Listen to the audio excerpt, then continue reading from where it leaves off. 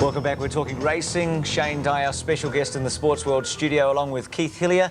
Shane had won the Golden Slipper with Terse, and then a couple of races later he came out in the BMW and successful on Dr. Grace. Shane, it was a terrific ride. Superimpose obviously is jarred up and not run anything like his best, but you made it very tough for them, 800 metres from home, because both Citizen and Superimpose were giving you an enormous start, and you were able to come home very fast that last 4 furlongs. That's what Doc and I decided to do. We decided to put the pace on, and if we could run our last 846, 47 seconds, it was going to be hard for those horses giving me 4 or 5 lengths to pick me up. They just couldn't do it. And as we know now, he's just a dead set stayer. He was a bit disappointing earlier on. He had a lot of knockers, but he's proved them wrong now, and he's going to be very hard whatever he lines up from here on in. I suppose, Shane, you were waiting for Superimpose to issue a late challenge and not knowing that he was virtually walking to the post. Well, actually, I looked behind at the 600, 500, and Jimmy Cassidy come up alongside me. I couldn't believe it. I said to Jimmy, one of us is going to win this. This is unbelievable. They're all gone. I got the shock of my life. Here's the 6, 7 lengths behind and under the stick. So. What were they under, Shane? The stick, were they? Under pressure. Yeah. Oh, that's that New Zealander coming out. And, and the other New Zealander, James Cassidy, what did he say to you when you said one of us is going to win? Well, he didn't really comment on it at the time because I was going a bit better than him. Did you get a chance to say it's going to be me in the final stages? No, he was behind me. Well, as we have a look at the finish of this race, Bruce, you'll see Superimpose. Now, this is supposedly the best weight for age horse still on his feet in Australia. He is literally eased up and walked to the post. Now, I spoke with Lee Friedman this morning. The horse, he feared the worst, that the horse had bled again, which would have been an automatic ban. Second worst, that he had broken down. Neither had happened. He only jarred up on the very hard track, and he was scoped last night, and there is no way that the horse bled. And he has Superimposed back in work. He will race again, probably at weight for age in a week or two, and he hasn't entirely ruled out the Doncaster, although chances are slipping there. Well, he'll be big odds after yesterday, Keith, because he was a very disappointing horse as we go to the 800-metre mark, and this is where Shane starts to rev them up on Dr. Grace. And in the run to the top turn, Centro is attacking Dr. Grace. They're in front by a length and a half to Shazora.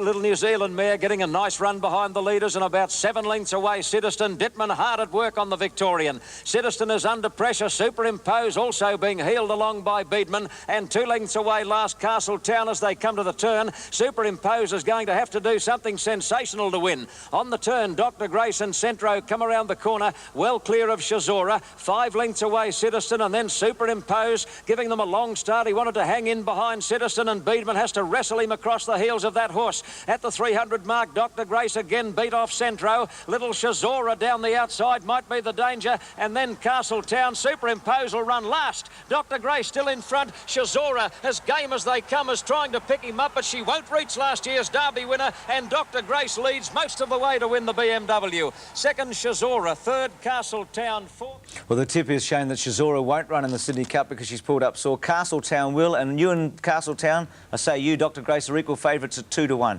You must now be looking forward to the Sydney Cup. Yeah, I think Castletown's going to be very hard to beat in it. He is probably a bit stiff that he got caught behind a couple of tired horses yesterday, and I'd really hate to say what he ran his last 800 metres in if I come home in 46 seconds. What about Citizen, Keith? Well, he's another that probably jarred up Bruce on the rock-hard track. Was the track like concrete, Shane? I wouldn't say it was like concrete, no. It was fast, it was lightning fast. I've ridden on a lot harder tracks than it was yesterday. I felt it was good. Yes, I don't think that is a legitimate excuse for the failure of what are supposedly top-class horses, Bruce. Would have been fascinating. I mean, it's all hypothetical to see what Better Loosen Up might have done in the race. He'd have to have been the super horse we think he is to have given Dr. Grace a big start and to win. We'll better move it along. The Storm Queen Stakes, the next one was a terrific race, $300,000. Mannerism was the favourite. When we pick it up, she's about to make a run around the field with about 700 metres to go. It was a Jack Denham Quinella.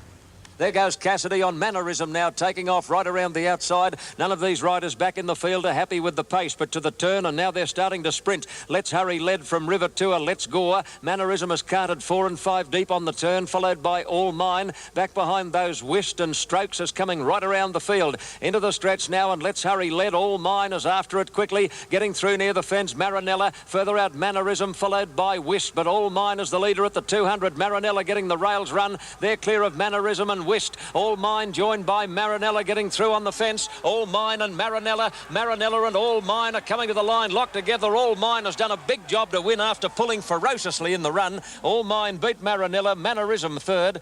Kenny Russell successful there for Jack Denham. We've seen a lot of Triscay in Melbourne this autumn. Shane, she's been very impressive. She might have the wood on those fillies in the Oaks. Looks a bit like it, you know. She's a better filly, as we know, than All Mine. She's going to be very hard to beat in the Oaks if she can run out a strong 2400. But she's come back a 5 or 6 better horse this campaign than she was last campaign in Melbourne. What about the Tulloch Stakes yesterday, Keith and Durbridge? Talking about horses improving, he seems to have really added to his class, doesn't he? Yes, I couldn't agree with you more, Bruce. He's a very talented galloper, but he has got to meet Surface Paradise. I think he'll run the Quinella. I don't think he'll beat Surface Paradise, but yesterday he showed that he is still on the improve. He certainly is. Let's have a look at his acceleration when he gets clear in the home straight. Here's the Tulloch Stakes. Durbridge, the horse to watch.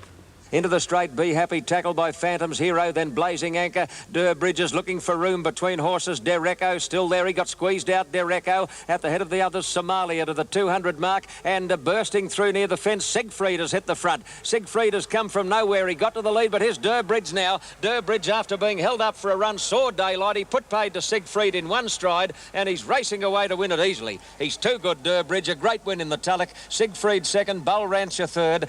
Well, Shane, you've got to be aggressive. Stephen King was aggressive there on Durbridge at the top of the straight, forcing a passage. What do you think about him and Surface Paradise? I don't think he could beat Surface Paradise. It was a good win yesterday, but he has beat a horse called Siegfried, who is a handy horse, but not in the same class as Surface Paradise.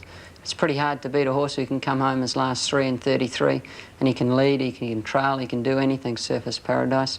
And his record speaks for itself. It's the best record ever to come out of New Zealand. OK, that's a fair comment from Shane Dye. So Surface Paradise, the horse to beat in the Derby next Saturday. Let's go to the Queen of the Turf yesterday. Mick Dittman, he must have had George Moore's whistle. Getting up on the fence on Ricochet Rosie, and she took advantage of it, the grey.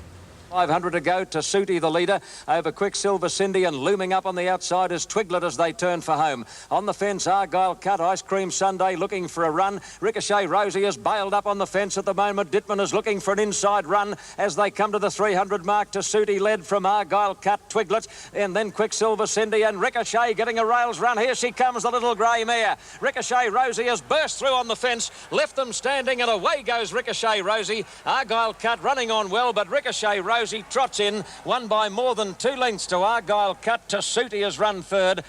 Well, Shane, Mick got up on the fence on Marinella also in the earlier race, the Storm Queen. Did he have that whistle of George's yesterday? Oh, he's a very good jockey. He can go anywhere, Mick. And he's riding very well, and it was a great ride, you know. Unbelievable ride in that race.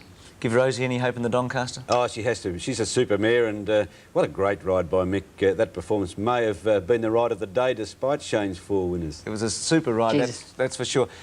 Kingston Town, Keith, put down during the week on Friday. Your thoughts on the horse and the contribution he made to racing? Oh, he was a marvellous horse, and it's a very sad day when we lost him, Bruce. 3 Cox plates.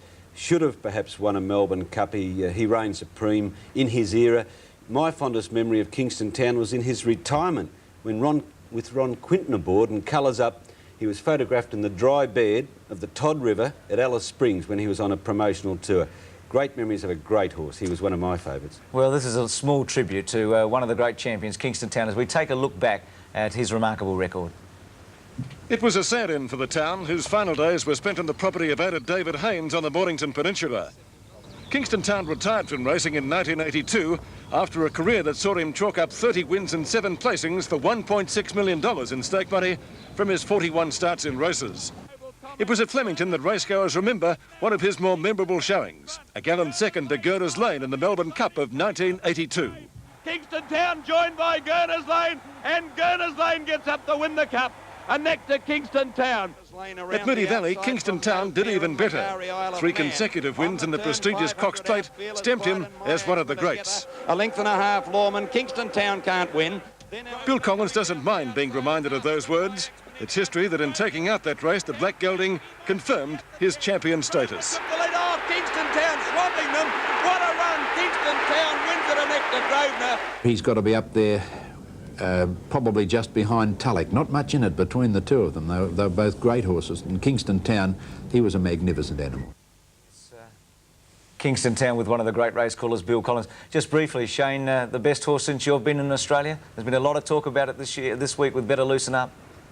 I'm still yet to see a champion outside Kingston Town, and I probably never will. You know, he was just a freak. What he did, I was working it out the other day, if he was still racing in Australia, today's prize money, he would have won nearly $7 million. You know, so it's just a phenomenal effort. You know, there's no doubt that Better Loosen Up is an outstanding galloper, but I think the King would pick him up.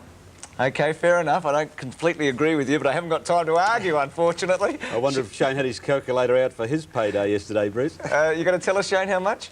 Well, the tax man would know. Keep counting it, Shane. Shane, thanks for joining us. Well done. And nice to be here. Tremendous day, and good luck over Easter. The big race is coming up. Thank you very much.